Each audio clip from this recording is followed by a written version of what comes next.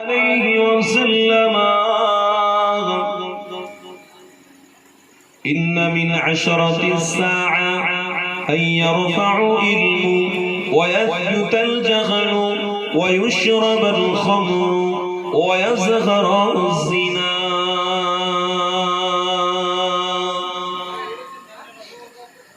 صدق الله العظيم प्यारे हाजरान मजलिस हमार अब्बार আমার ভাইরা ইমানি মাহফিলে এসে প্রত্যেকের ভালো লাগছে না যদি ভালো লাগে আল্লাহ শুকরিয়া সহিত বলুন আলহামদুলিল্লাহ পিছনের বাবাজির দিল খুলে বলুন আলহামদুলিল্লাহ আল্লাহ কবুল যে নবী পাক এই মাসে এসেছেন ওই মাস আমরা পেয়ে বড় ধন্য বড় গর্বিত আমার নবী পাকের উপরে ভালোবাসার সাথে দরুদের সালাম নজরানা একটু আরো আওয়াজ দিয়ে বলুন সাল্লাল্লাহু আলাইহি ওয়াসাল্লাম। আজকে সারা পৃথিবী সমস্ত মানুষ মুহাম্মদ রাসূলের দিকে ফলো করছে বলুন আলহামদুলিল্লাহ। সায়েন্স বলুন, ইঞ্জিনিয়ার বলুন, প্রফেসর বলুন, বৈজ্ঞানিক বলুন, সব কিন্তু আপনার আমার নবীর দিকেই রয়েছে, সবাই ফলো করছে। আমি কিছুদিন আগে পাঞ্জাবে গিয়েছিলাম, সাহাবা হুজুরদের মাজারে জলসা করে ফিরলাম।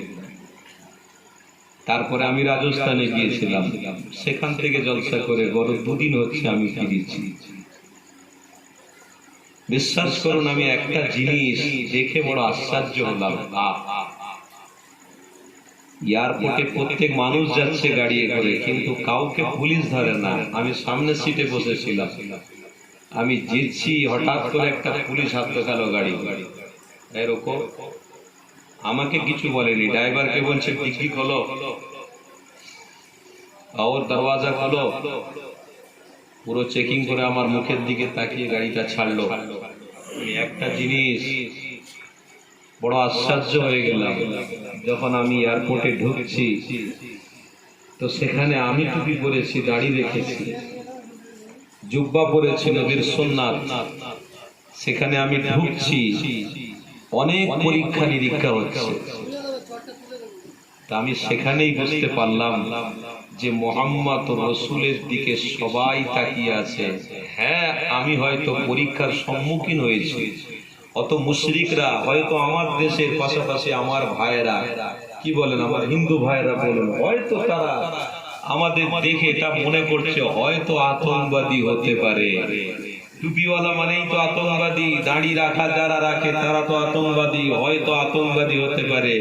তো আমি এখান থেকে উপলব্ধি করতে পারলাম যে সত্যি রাসূলের প্রেমিক যারা হবে তাদের দিকে সবাই ফলো করছে। যেমন আমি যাচ্ছি রাস্তা দিয়ে, সবাই ফলো করছে যে মনে হয় আতঙ্কবাদী, মনে হয় আতঙ্কবাদী।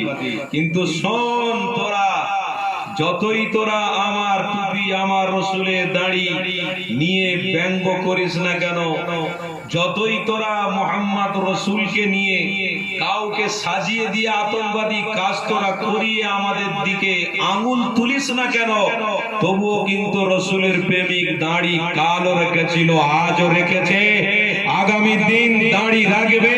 কালো মাথায় টুপি ছিল, আজও আছে, আগামী দিন টুপি মাথায় রেখে আমরা এয়ারপোর্টে যাব, ট্রেনে সফর করব, দরকার হলে নামাজের সময় হলে প্লেনের নামাজও পড়ে নেব। বলুন সুবহানাল্লাহ। যতই তোরা ঘাটাবি তত ঈমান আমাদের মজবুত হবে। বলুন ইনশাআল্লাহ। তোরা তো সব করিস, নাম আমাদের দিস,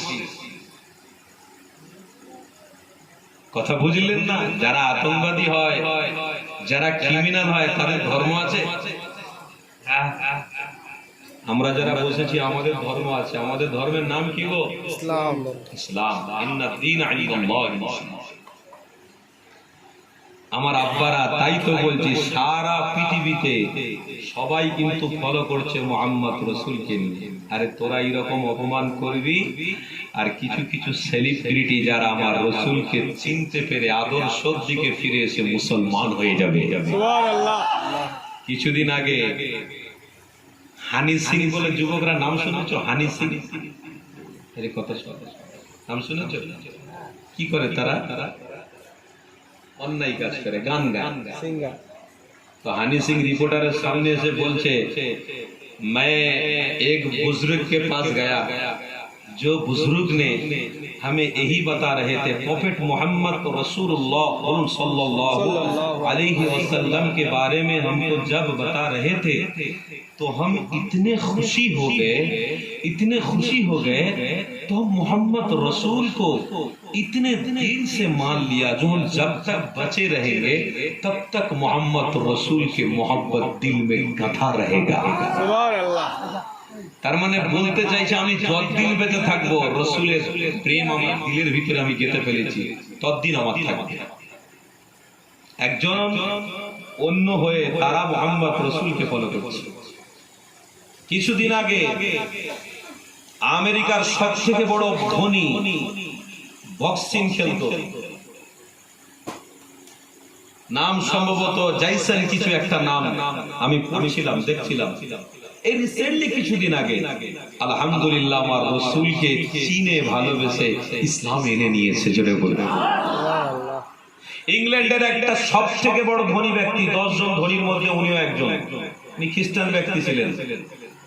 রিসেন্টলি একটা মাস হচ্ছে ওই মানুষটাও আমার রসুলকে প্রেম করে মাথায় টুপি পরে দাড়ি রেখে হজ পাকে গিয়ে ওখান থেকেই সারা পৃথিবীর মানুষকে মেসেজ দিয়ে বলছে, আমি রসুলকে ভালোবেসে যে মজা পেয়েছি আমি সব জায়গায় ঘুরেছি তা মজা পাইনি। তার মানে আমার রসুল হলো আমার জন্য ঈমান, ভালোবাসা, প্রেম। আজকের দিনে এটাই প্রমাণ করছে যে ধর্ষিত নারী যারা ধর্ষণ হচ্ছে তাদের ভিতরে রসুলের প্রেম, আখলাক, চরিত্র নেই বলে তারা আজকের পদভ্রষ্ট হয়েছে বলেই তাদেরকে আপোষ করা হচ্ছে, তাদেরকে ধর্ষণ করা হচ্ছে।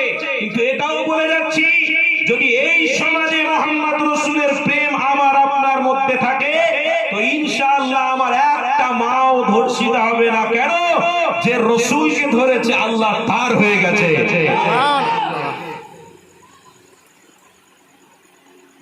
বিশ্বাস করুন রসুল ছাড়া জীবন কাটানো খুব কঠিন আছে,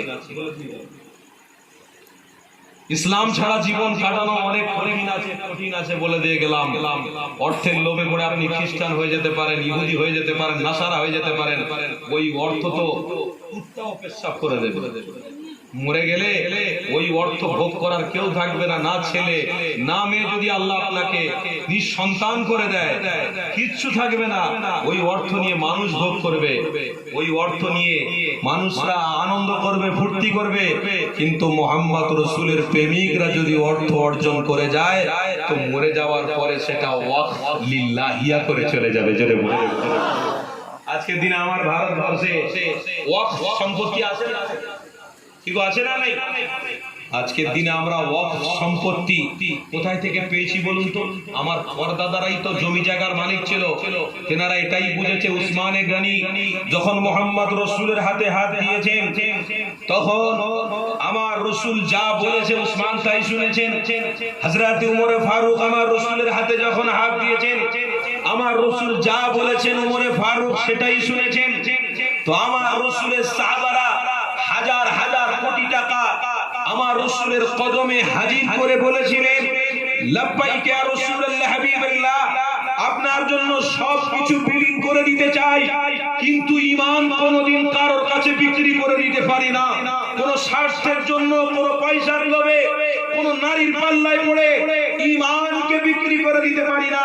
এই আজও ভারতবর্ষের জমিনে হাজার হাজার মুরব্বী ঈমানদার হাজার হাজার বিঘে জমি ওয়াকফ করে গিয়েছে, লিল্লাহ করে গিয়েছে, আল্লাহর রাস্তায় দান করে গিয়েছে।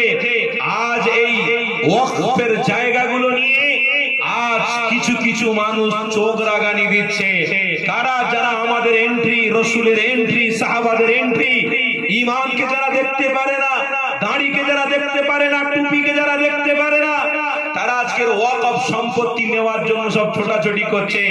নিশ্চয়ই আপনারা খবর পেয়েছেন, বলে দিয়ে গেলাম জীবন চলে যাবে, কিন্তু আমাদের ওয়াকফ সম্পত্তি লিল্লাহিয়াত আল্লাহর জন্য যারা দান করেছে তারা অবশ্যই আল্লাহকে খুশির জন্য দিয়েছে। আমরা যতদিন বেঁচে থাকবো আল্লাহর জন্য আছি, ছিলাম, থাকবো। কোনদিন বেঈমানের কাছে মাথা নত আমার পূর্বপুরুষ করেনি, আমরাও করব না। রসুলের প্রেম নিয়ে আমরা বেঁচে থাকবো। ওয়াকফ সম্পত্তি আমার পৈতৃক সম্পত্তি, কারোর বাবার নয়। এই সম্পত্তির অধিকার আমাদের প্রত্যেকের। ওই সম্পত্তিকে অবশ্যই বাঁচাতে হবে।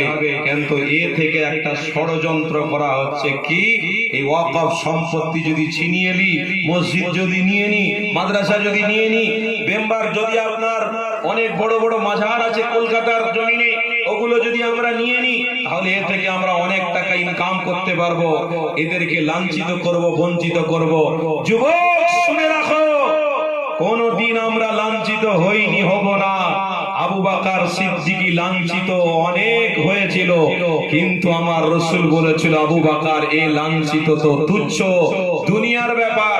কিয়ামতের দিনে লাঞ্ছিত হওয়াটা অনেক কঠিন ব্যাপার। আবু বকর, কিয়ামতের দিনে তুমি আমার সাথে আরশের ছায়াতে থাকবে। জোরে বলো সুবহানাল্লাহ।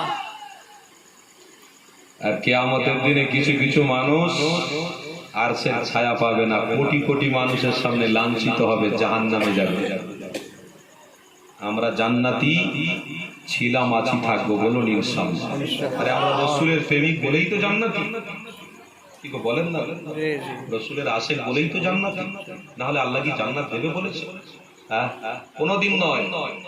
আমার আল্লাহ নিজে পবিত্র কোরআনে বলছেন, ওয়ালা তাত্তাবিউ খুতুওয়াতিশ শাইতান ইন্নাহু লাকুম আদুউম মুবিন। যারা শয়তানের পথ অবলম্বন করেছে তারা কোনদিন জান্নাতি নয়। আমরা শয়তানের পথ অবলম্বন করিনি, আমরা দোনো জাহানের সুলতানের দেখানো রাস্তায় থেকে মরবো। বলুন ইনশাআল্লাহ। তোমার দেখানো রাস্তায় আমি চলবো কেন ভাই? আমার